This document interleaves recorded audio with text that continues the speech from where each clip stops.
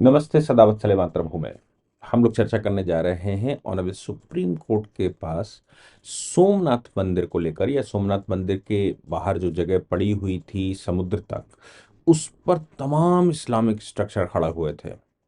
सैकड़ों की तादाद में ऐसा कहा जाता है इस्लामिक स्ट्रक्चर थे, जिसमें बहुत बड़ी बड़ी मस्जिदें, बहुत बड़े बड़े मदरसे बने हुए थे। उन पे अचानक गुजरात की सरकार ने, हम सबको याद होगा, गुजरात की सरकार ने सैकड़ों बुलडोजर और सैकड़ों डंपर मंगाकर, और ऐसा कहते हैं हजारों की तादाद में पुलिस फोर्स लगाई गई और बड़ी सिक्योरिटी व्यवस्था के साथ रातों रात डेमोलिश कर दिया।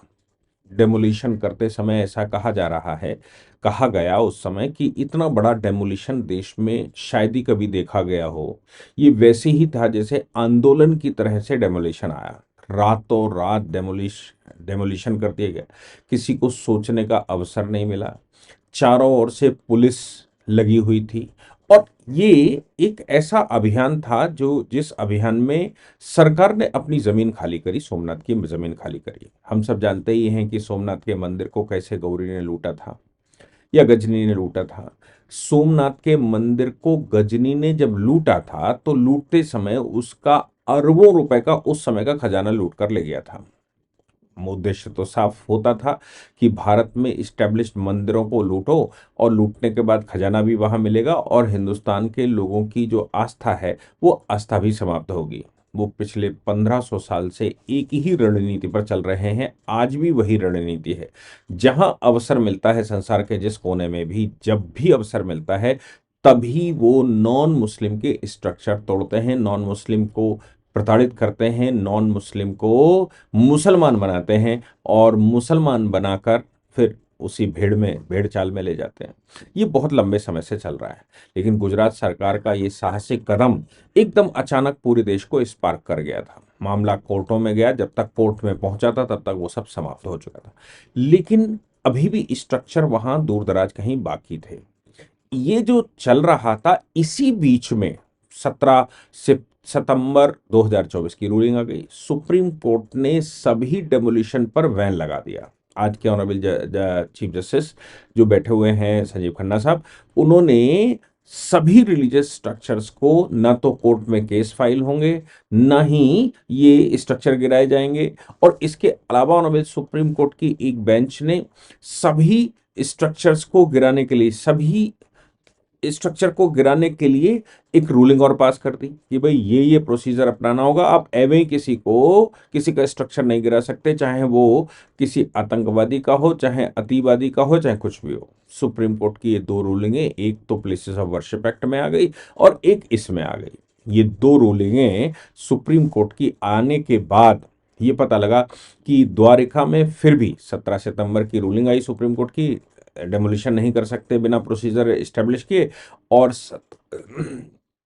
हालांकि सुप्रीम कोर्ट ने उस समय यह भी कहा था कि भाई इलीगल इंक्रोचमेंट इसमें शामिल नहीं है। लेकिन इस रूलिंग के बाद 27 तारीख को एक स्ट्रक्चर और गिराया गया।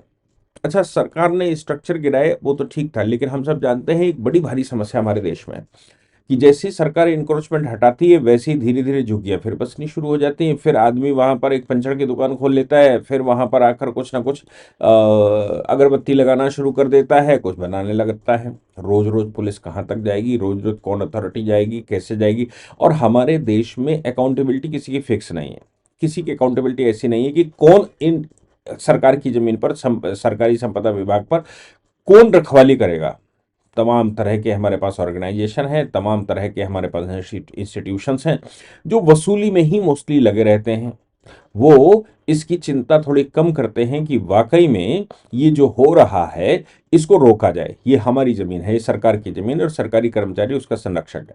सरकारी कर्मचारी इन मामलों में अपना धन वसूली करके निकल लेता है, अकाउंटेबिलिटी फिक्स नहीं होती। हालांकि अभी सुप्रीम कोर्ट ने पीछे अकाउंटेबिलिटी भी फिक्स करने का एक ऑर्डर किया और साफ साफ तौर से कहा कि जिसके समय पर ये इलीगल इंस्ट्रक्चर बन रहे होंगे वो उस पर रिस्पॉन्सिबल होगा। ये भी एक रूलिंग है, लेकिन मुझे नहीं लगता कि वो इम्प्लीमेंटेशन में आई होगी या उसके सर्कुलर जारी हुए होंगे या उस पर ये हुआ होगा। मैंने तो हालांकि बताया था कि सुप्रीम कोर्ट ने ऐसा कहा। सुप्रीम कोर्ट तो वो जो जमीन थी वो सरकार ने खाली करवाकर अब उसका एक कंपाउंड बना रही है, दीवार बना रही है, उस पर कंपाउंड बनाकर उसको कवर कर रही है। मामला सुप्रीम कोर्ट आ गया। सुप्रीम कोर्ट में कई लोग चले आए और मजे की बात यह है कि ये जो आया ऑल पत्नी, आप सोचिए, समस्त पत्नी मुस्लिम जमात बनाम Rajesh Manjhu, state of Gujarat and others, ऐसे केस आया। इसके अतिरिक्त इसमें पीर हाजी मंगोली शाह दरगाह भी चली आई कि भाई जब कंटेम्प्ट है, ये 17 तारीख को आपकी रूलिंग आई थी और इन्होंने स्ट्रक्चर डेमोलिश करने शुरू कर दिए। स्ट्रक्चर डेमोलिश कर रहे हैं। 11 नवंबर को ये कोर्ट आ गए और कहा कि 27-28 सितंबर को ये सब चल रहा था। इसके अलावा औलियाए दीन कमेटी जूनागढ़ आ गई। उसने कहा कि गुजरात हाई कोर्ट से कहा कि भाई ये जो डेमोलिशन के बाद बना रहे हैं इसको रोका जाए। गुजरात हाई कोर्ट ने स्टे करने से मना कर दिया।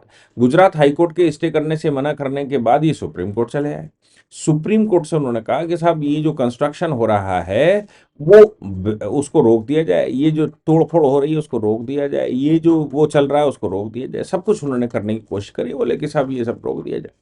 हाई कोर्ट ने मना कर दिया था, सुप्रीम कोर्ट चले आए। सुप्रीम कोर्ट ने आज उसकी चूंकि हियरिंग हुई, सुप्रीम कोर्ट ने पूछा कि भाई क्यों ऐसा कर रहे हैं। सरकार ने कहा, गुजरात सरकार ने कहा कि हम साहब केवल उस जगह को प्रोटेक्ट कर रहे हैं, बाकी कुछ नहीं कर रहे हैं। पिछली तारीख पर सुप्रीम कोर्ट में राज्य सरकार ने यह भी कहा था कि आप चिंता मत करिए, हम केवल जगह को प्रोटेक्ट करेंगे, इस पर कोई कंस्ट्रक्शन नहीं करेंगे, इसको किसी को अलॉटमेंट नहीं करेंगे, आपके आदेश का पालन किया जाएगा और अगर हमने ऐसा कर भी दिया होगा तो आपके आदेश का पालन करते हुए हम उसको खाली करवाएंगे, हम दोबारा इसको रिस्टेब्लिश कर देंगे। लेकिन अभी हम प्रोटेक्ट कर रहे हैं कि दोबारा इंक्रोचमेंट ना हो सके, सिर्फ इतना सा उद्देश्य है। सुप्रीम कोर्ट में दूसरे मतलब जो पिटिशनर थे, पिटिशनर ने सुप्रीम कोर्ट से कहा कि साहब ये तो अलॉटमेंट करेंगे, ये कंस्ट्रक्शन कर रहे हैं, जब बन जाएगी वहाँ बिल्डिंगें खड़ी हो जाएंगी तो क्या रहेगा। सुप्रीम कोर्ट ने उनसे कहा कि भाई ये चिंता आप मत करिए, हम बैठे ना, आपको प्रोटेक्शन हम देंगे, अगर हमारा ऑर्डर इनके खिलाफ जाता है तो हम आपको जमीन कवर करवा कर देंगे, हम आपको स्ट्रक्चर बनवा कर देंगे, हमें मतलब हम आपको इनके स्ट्रक्चर तोड़वा देंगे। इसके बाद उन्होंने कहा कि ऑनरेबल कोर्ट से कि साहब 12 फीट ऊंची बाउंड्री कंपाउंड बना रहे हैं, 12 फीट ऊंची। अब मैं तो समझ पा रहा हूं कि गुजरात सरकार बिल्कुल सही तरीके से उसको बना रही होगी। 12 फीट ऊंची का मतलब हो गया कि कूद काद के भी नहीं घुस सकते, किसी तरह से अंदर इंक्रोचमेंट नहीं हो सकता, अब जेल की दीवार की तरह होगी। और जेल की दीवार की तरह का मतलब ये हो गया कि ना तोड़ी जा सकती, ना फोड़ी जा सकती, ना अंदर जाया जा सकता, ना कूद फांद के जाया जा सकता, ना अंदर कोई स्ट्रक्चर बनाया जा सकता। सरकार बना रही होगी, सुप्रीम कोर्ट चले आए। अच्छा, सुप्रीम कोर्ट में भी अजीबोगरीब टाइप का इसका एक्शन हुआ। सुप्रीम कोर्ट ने कहा भाई 12 फीट ऊंची क्यों बना रहे हो आप। राज्य सरकार ने कहा साहब हम बाउंड्री तो बना रहे हैं, हम तो कंपाउंड बना रहे हैं, कौन सा बड़ा काम कर रहे हैं, कितना बड़ा है। तो सुप्रीम कोर्ट के जजेस ने कहा कि भाई इतनी ऊंची बाउंड्री क्यों बनाना, 12 फीट ऊंची क्यों बनाना। सामान्यतः अगर किसी जगह को कवर किया जाता है 5-6 फीट ऊंची बनती है, तो आप 5-6 फीट ऊंची क्यों नहीं बनाते, आप ये 12 फीट ऊंची क्यों बना रहे। अब मुझे ये समझ नहीं आया कि भाई इन पिटिशनर्स को 12 फीट की ऊंची दीवार से क्या मतलब है। कवरेज तो कवरेज है, वो बारबेट वायर लगाकर कवर की जाए, 5 फीट ऊंची बाउंड्री लगाकर कवर की जाए, 6 फीट ऊंची बाउंड्री बनाकर कवर की जाए। कुल मिलाकर सरकार उस इंक्रोच जगह को जो खाली सरकार ने करवाई है, जो बुलडोजर उस पर चलाया, वो खाली करवाकर अब वो अपनी एक बाउंड्री बनाकर उसको कवर करना चाहती है। सरकार के पास फंड होगा तो ऊंची कवर कर रही है, सरकार के पास कम फंड होता है तो वो छोटी बनाती है, फंड नहीं के बराबर होता है तो तार लगाकर कवर करती है, और कुछ होता है तो बोर्ड लगाकर कहती है कि यहां से ये वाली जमीन चालू होती। वो सरकार के फंडिंग के ऊपर, उस डिपार्टमेंट के फंडिंग के ऊपर, जो डिपार्टमेंट उसको कर रहा है। ये हमारे यहाँ एक जनरल प्रोसीजर है। लेकिन साहब 12 फीट ऊंची बाउंड्री का विरोध करना, ये तो कहीं अंदर से संशय है कि भाई 12 फीट ऊंची होगी तो हमारे घुसने का रास्ता ही खत्म हो जाएगा, और हम अगर 5-6 फीट ऊंची होगी तो हम बच्चे जो हैं घुस जाएंगे, दीवार धीरे से तोड़ लेंगे, कहीं से रास्ता बना लेंगे, कहीं से आला बना लेंगे और रास्ता बनाकर अंदर घुस जाएंगे, और धीरे धीरे करके दोबारा जहां से शुरू हुई कहानी वहां पर फिर से खड़ी कर देंगे। सुप्रीम कोर्ट ने भी बड़े हास्यास्पद तरीके से पूछा भाई 12 फीट ऊंची क्यों बना रहे हो, 5-6 फीट ऊंची बना लो। फिर सुप्रीम कोर्ट ने कहा कि आप अपने कलेक्टर को डायरेक्शन दीजिए, राज्य सरकार डायरेक्शन दे कि इतनी ऊंची बाउंड्री मत बनाए। अब सुप्रीम कोर्ट ने ये कह दिया कि इतनी ऊंची बाउंड्री मत बनाए, लेकिन बाउंड्री बनाए, मतलब बाउंड्री पर रोक नहीं है, ऊंची बाउंड्री मत बनाए, क्योंकि इनकी चिंता ये है कि 12 फीट ऊंची क्यों बना रहे, 5-6 फीट ऊंची क्यों नहीं बना रहे, 5-6 फीट ऊंची बना लीजिए, आप बना सकते थे। अब 5-6 फीट ऊंची की चिंता, जैसे मैंने कहा कि वो अगर बनाएंगे 9 इंची 12 इंची की, तो हम मैं कहता हूं सरकार पत्थर का भी बना सकता है, पत्थर की 5 फीट चौड़ी और 6 फीट ऊंची 7 फीट ऊंची बना सकती है, तब भी वही बात हो जाएगी।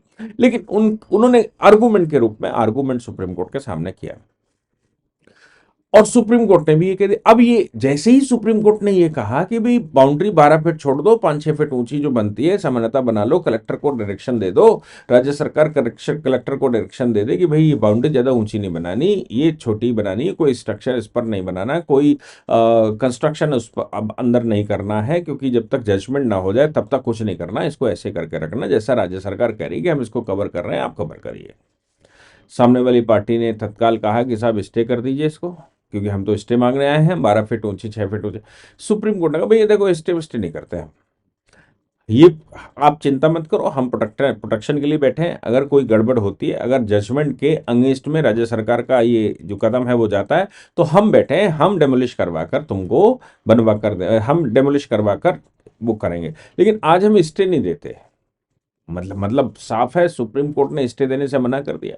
अब ये कह रहे हैं कि साहब डेमोलिशन हो गया, वो पीर पंजाल तोड़ रहे हैं, फलाना तोड़ रहे हैं, ढिमाका तोड़ रहे हैं, ये सब साफ कर रहे हैं, छोटे छोटे हमारे वो कब्रें रह गई थी वो तोड़ रहे हैं, छोटे छोटे वो रह गए थे वो तोड़ रहे हैं, वो तो 17 सितंबर 2024 के डायरेक्शन के खिलाफ जाता है। सुप्रीम कोर्ट ने कुछ नहीं सुना, सुप्रीम कोर्ट ने केवल इतना कहा कि 12 फीट ऊंची तुम्हारी चिंता है, 12 फीट की जगह हम 5-6 फीट ऊंची का डायरेक्शन जारी कर देते हैं, ओरली, वो भी लिखित नहीं।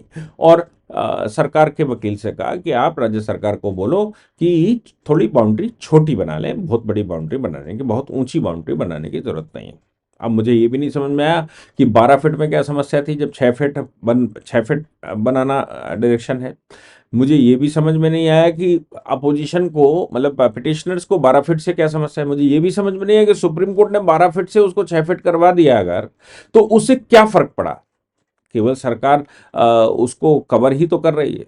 अब फर्क मेरी समझ में जो आया, ये पड़ सकता है कि लोग झांक झांक कर ये बता सकते हैं कि सब यहाँ पर हम रहते थे, हमने एनक्रोच करके रखा था, ये जमीन सब हमने कवर करके रखी थी और सरकार ने बाउंड्री कर रखी, यहाँ पर हम अब घर फिर से बनाएंगे, सुप्रीम कोर्ट का जजमेंट आ जाएगा। इसके अलावा और कुछ नहीं समझ में आया कि आखिर ये क्या होने जा रहा था, आखिर वो क्या करना चाहते थे।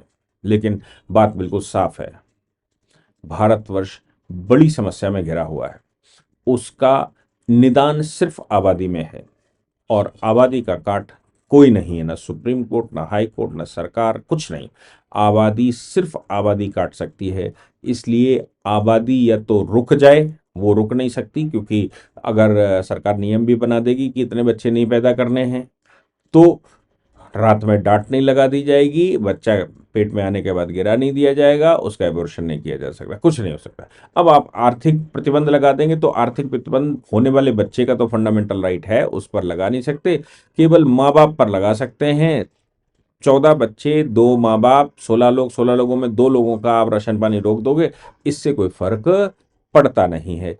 इसलिए मुझे लगता है कि अभी डेमोग्राफी जो चेंज हो रही है देश की, वो डेमोग्राफी ही बचा सकती है। ऐसे ही डेमोग्राफी कभी अफगानिस्तान में चेंज हुई होगी, ऐसे ही डेमोग्राफी पाकिस्तान के हिस्से में चेंज हुई, ऐसी डेमोग्राफी कभी बंगाल के, बांग्लादेश के हिस्से में कम हुई, और जितने देश हिंदुओं के थे और वो सब खत्म हुए, वो सिर्फ एक साधन से, डेमोग्राफी चेंज होने पर, यानी कि आबादी बढ़ने पर। सरकारें चली गई, राजा चले गए, रजवाड़े चले गए, जितना रोक सकते थे वो रोकते रहे, लेकिन हिंदू समाज ने आबादी नहीं बढ़ाई। इसका परिणाम निकला कि वो जगह खाली होती चली गई, और सिमट कर आज हम इतने छोटे से भारत में रह गए। जय हिंद, जय भारत, वंदे मातरम।